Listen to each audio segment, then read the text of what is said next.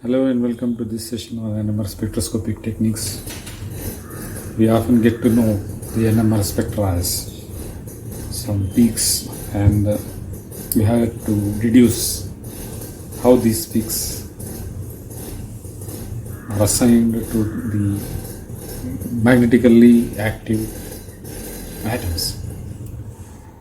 We tend to approach thinking about energy levels and transition between them, and we use different rules for working out the appearance of multiplets and so on.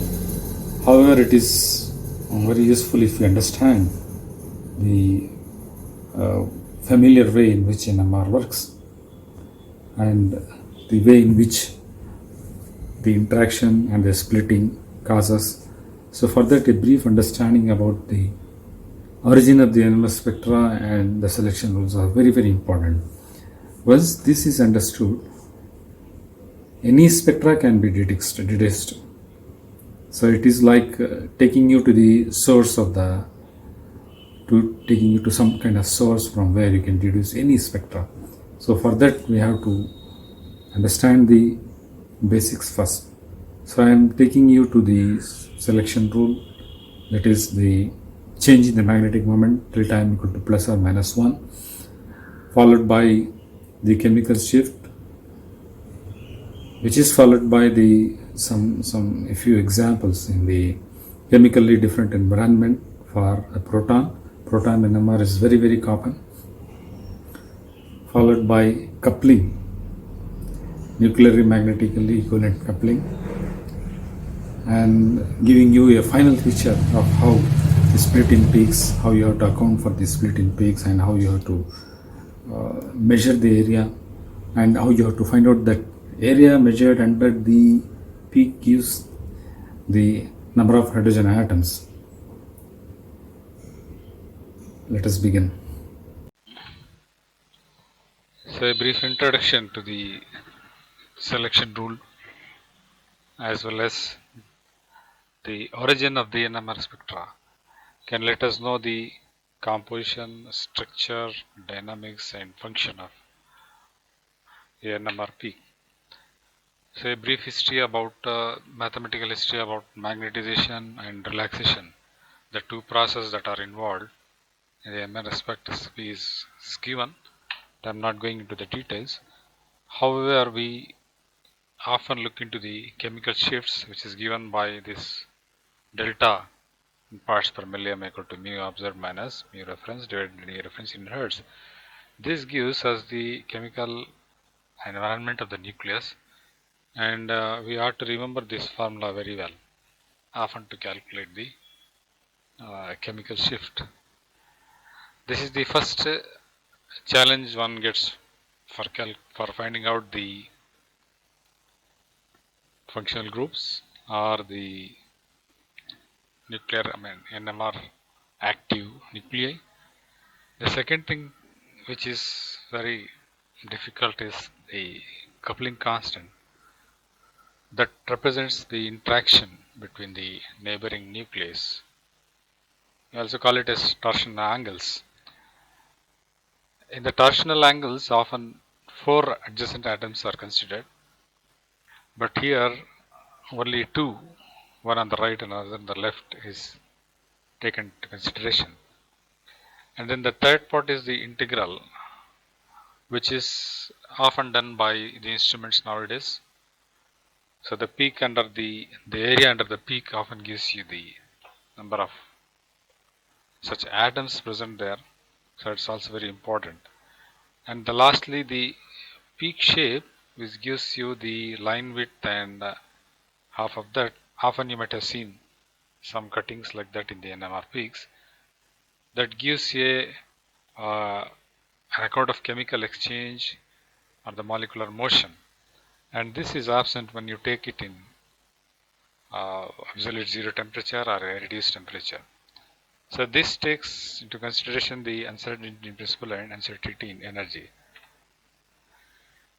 So the basic concept is every species, the nuclear species, is having its own momentum, just as you can see this. That is brought into a magnetic field, and you can see that what is happening there to the magnetic field when you move there. A moving perpendicular external magnetic field will induce an electric current in a closed loop. Of course, this forms the basis of the electromotive force that is ubiquitous everywhere in the universe. And we need to remember the magnetic field B, which is proportional to the current and inversely proportional to the radius. The permittivity of the free space is a constant, and the EMF that is induced is given by this, so we are not going to these details. Lenz's law is there, and induced current has a direction such that the magnetic field of the current opposes the change. We have included this because we often encounter an opposing field and an aligned field with all the nucleus that are under the test. So it again is described by the Fleming's left-hand rule, and here the quantum description says that the nucleus is rotating in a particular magnetic field nuclei which have, therefore they have a magnetic momentum, is given by h cross. H cross is root of I into I plus 1.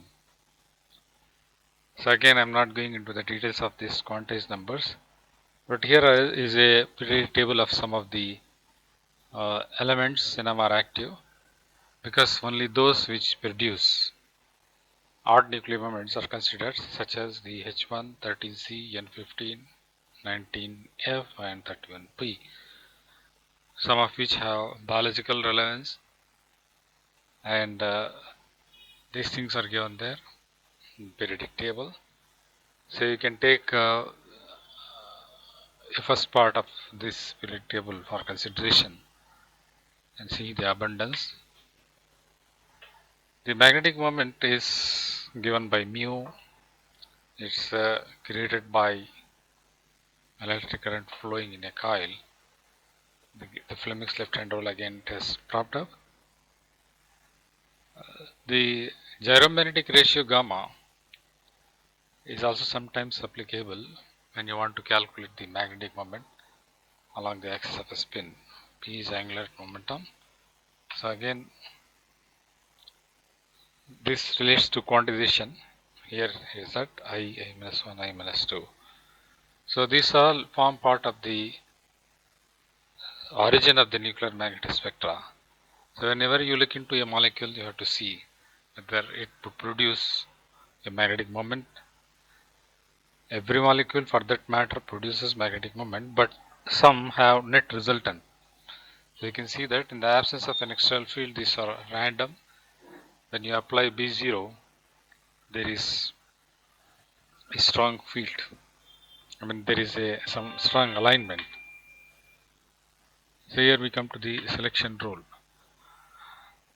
All spectroscopic techniques do have selection rules, and that suggests only certain transitions are allowed. Only these certain transitions are governed by what you call it is the selection rules. These rules normally relate to the quantum numbers which are characteristic of each energy level. In the case of NMR, the selection rule refers to quantum number m after n and L. Only transitions in which m changes by 1 unit is allowed, and it is expressed as delta m is equal to m initial state minus m final state, which should be plus or minus 1. So here it is given. Another way is that one spin can flip between up and down and vice versa. In the case a single spin half, the change in m between the two states is plus half minus half is equal to 1. So the transition is allowed. We can now simply work on the frequency of the low transition, which is given by nu alpha beta is the frequency is E beta minus E alpha, which is the spin is minus half and plus half. You substitute, you get a new frequency. Here is it. E alpha is one state, E alpha E beta is a second state, and here is the transition, and this particular part is given there, and that comes out as a peak there. Note that we have taken energy in the upper state minus that in the lower state inverse, therefore we see one transition minus the normal frequency. So this is the spin orientation, and just note that you have the I as a vector length and the angle as cos theta and the energy. These three play an important factor. Spin orientations in the magnetic field and the levels are given here. When I equal to 0, you don't have any level. When I equal to half, you have two levels there, and when I equal to 1, you have got plus 1, 0 and minus 1. I equal to 3 by 2, it goes on a splitting.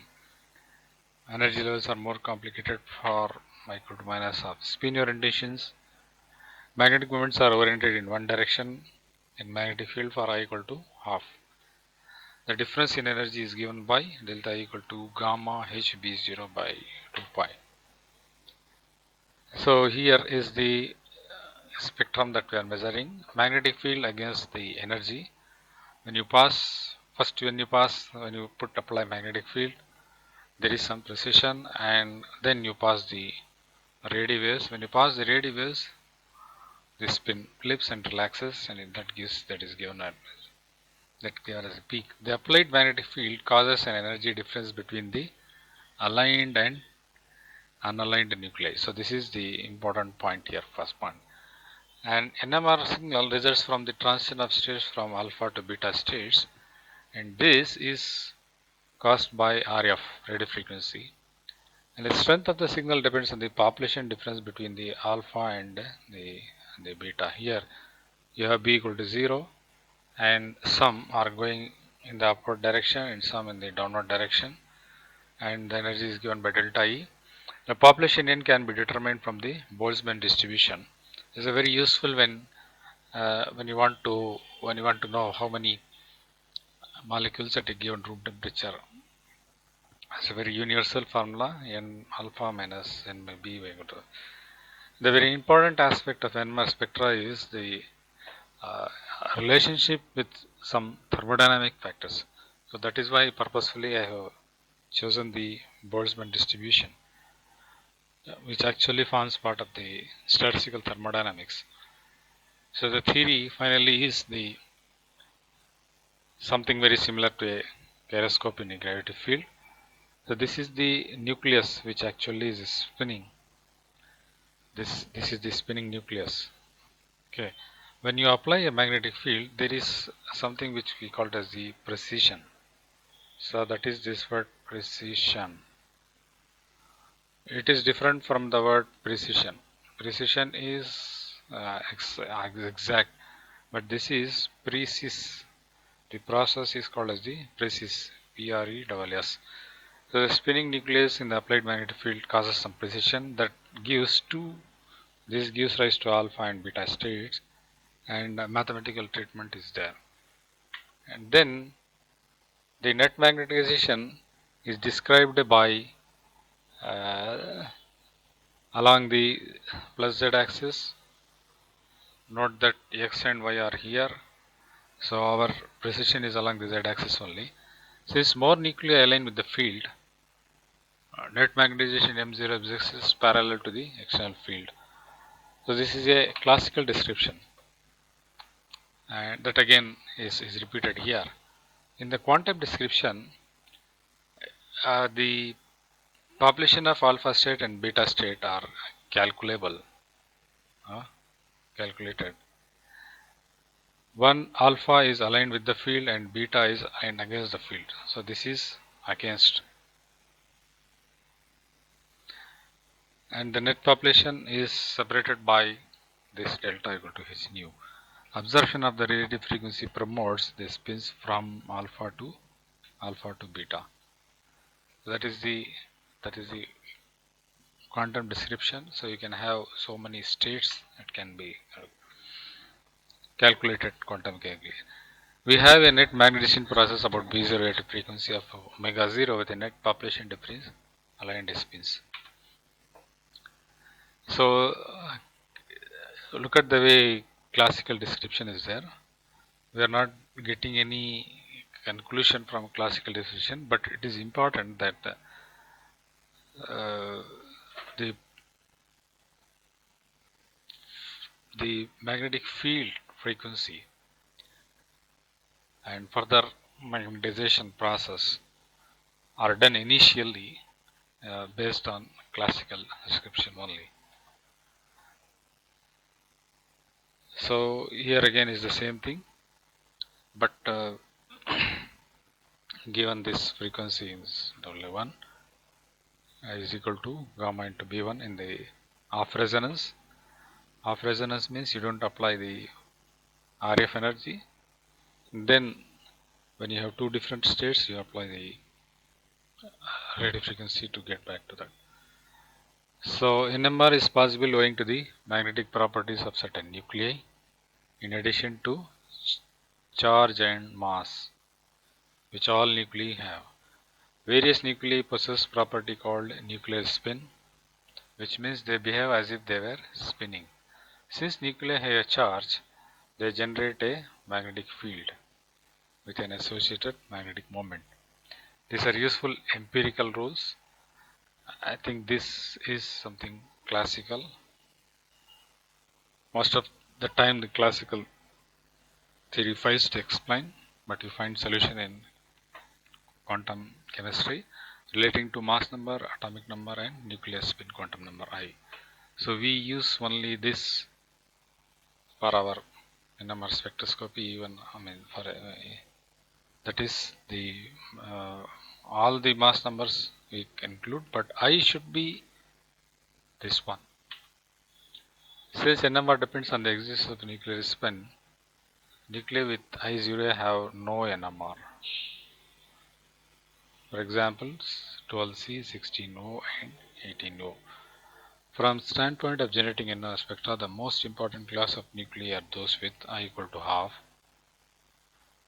And an example is B11, which has I equal to 3 by 2. Another example is N14, which does not answer this,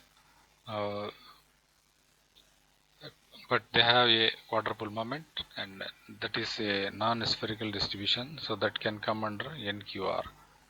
That means a brief idea about this can give an idea about how NMR and NQR work.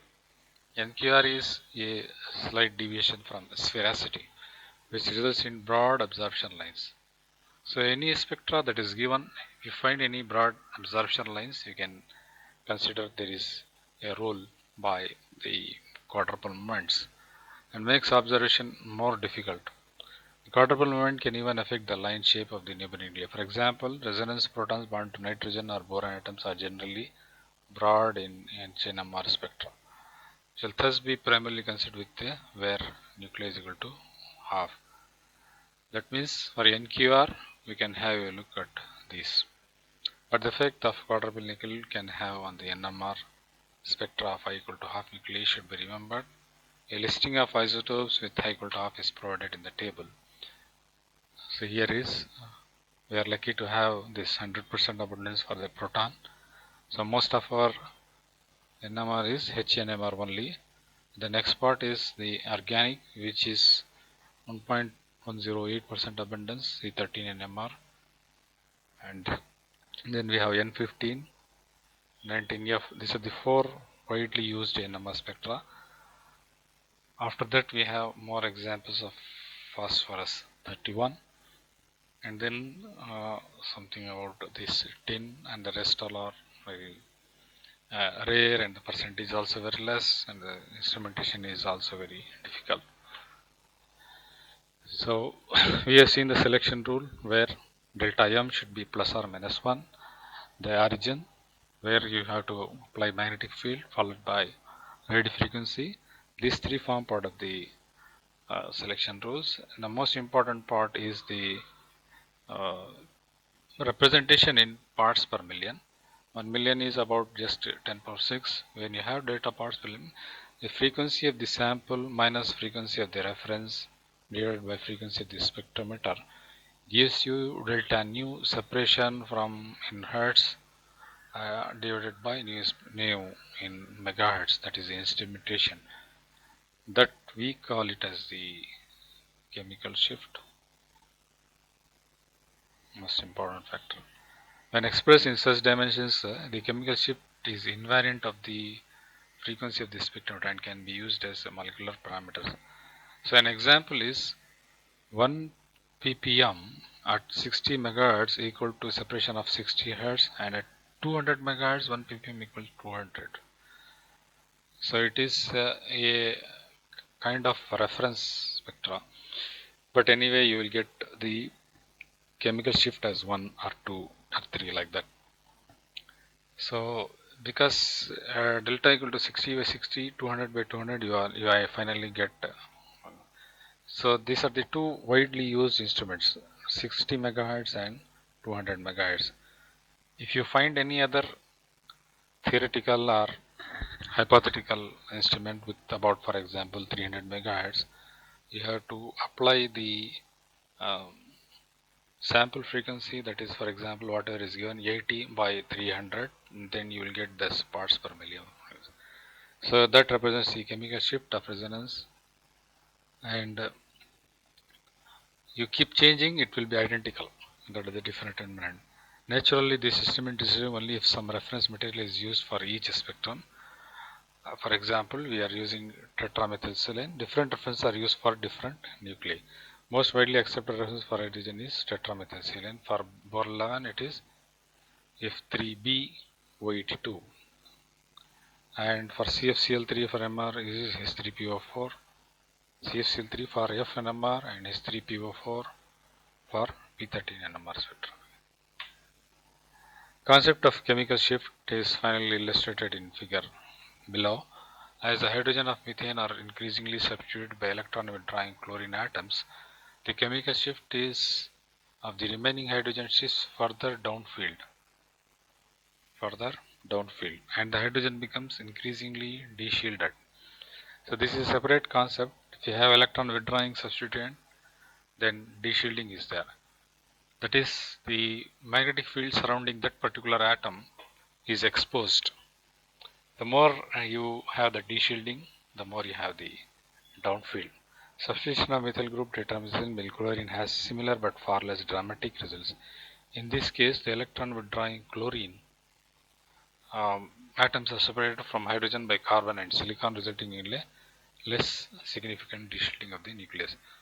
So you can remember this brief diagram. It will be very useful to understand how stepwise chlorine substitution is making it to the downfield region, and without any substitution is in the far right, which we call it as the upfield.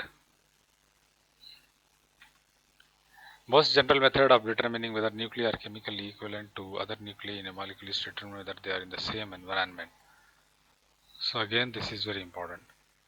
Whether one nucleus can be detected through symmetry transformations such as rotation, reflection, mirror plane, and some examples, organic examples are provided. We shall see in our other slide some inorganic examples, but as of now we shall stop with the chemically equivalent, chemically unequivalent examples.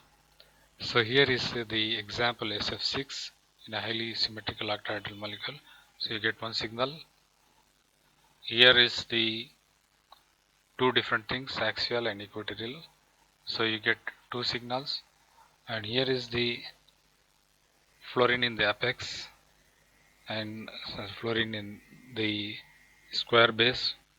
So you have two signals, therefore these four are one and this is the other thing. And here is the four fluorine atoms and square of the base, they are all chemically equivalent, therefore you get only one signal. So such similar examples, you have to find out which are equivalent, which are in very good environment. And depending on the interaction, you will have to learn about the intensity of the splitting. It goes like this. You can remember this very well. 1, 1:1, 2, 1, 1, 3, 1. It's just like a Fibonacci series. You can just Add up this, you'll get 3. Add up this, you'll get 4. Add up this, you'll get 10. Add up this, you'll get 15. 10 plus 10, 20. Like that, you can just go on maintaining the singlet, doublet, triplet, quartet, quintet, etc. And these all arise when there is interaction uh, incrementally from 1, 2, 3, 4, etc. And here a very good example. This slide should make you realize how you get singlet to safe state. The last table here is an Evercadred example. That is the coupling constant between two hydrogen atoms is given by shift 3.94 minus 3.857 by 2 because it is measured in 200 megahertz spectrum is given as the 5.7 hertz.